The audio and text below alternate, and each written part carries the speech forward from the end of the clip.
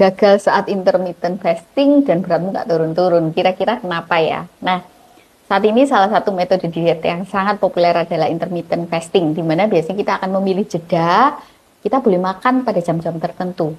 Tapi kenapa sih ada yang ngefek dengan intermittent fasting dan ada yang nggak bisa turun beratnya? Kira-kira apa penyebabnya?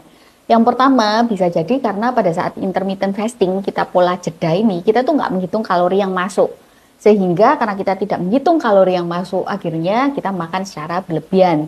Penyebab kedua bisa jadi karena kita ini mengalami stres.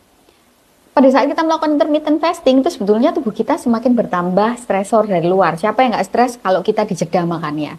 Nah, kalau memang ternyata peningkatan berat badan kita itu sebelumnya adalah karena stres, jangan langsung melakukan intermittent fasting. Benarkan dulu stresnya. Contoh, Anda stres karena pekerjaan, karena deadline. Betulkan itu dulu. Jangan langsung loncat ke intermittent fasting. Kemudian yang ketiga, biasanya penyebabnya bisa jadi karena kita ini kurang minum. Jadi kalau Anda kurang minum, yang namanya lemak ini tidak bisa dikeluarkan dari tubuh. Jadi tetap yang namanya intermittent fasting, kita kan boleh minum. Jadi kayak misalnya Anda ganti dengan teh ataupun kopi, pokoknya selama tidak mengandung gula. Dan yang keempat, biasanya penyebabnya adalah karena Anda salah memilih metode fasting. Jadi biasanya pada saat kita mulai fasting, dianjurkan untuk memulai fasting dengan periode yang paling singkat.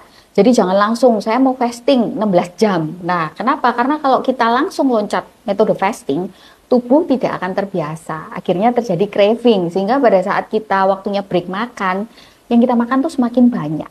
Ya, sehingga akhirnya menghancurkan yang namanya intermittent fasting. Dan yang kelima, Anda salah mengkonsumsi tipe makanan pada saat yang namanya periode fasting ini selesai. Harusnya konsumsilah makanan seperti protein, kemudian hindari makanan seperti pasta ataupun karbohidrat yang tinggi kalori. Saya Dr. Devin Yakin.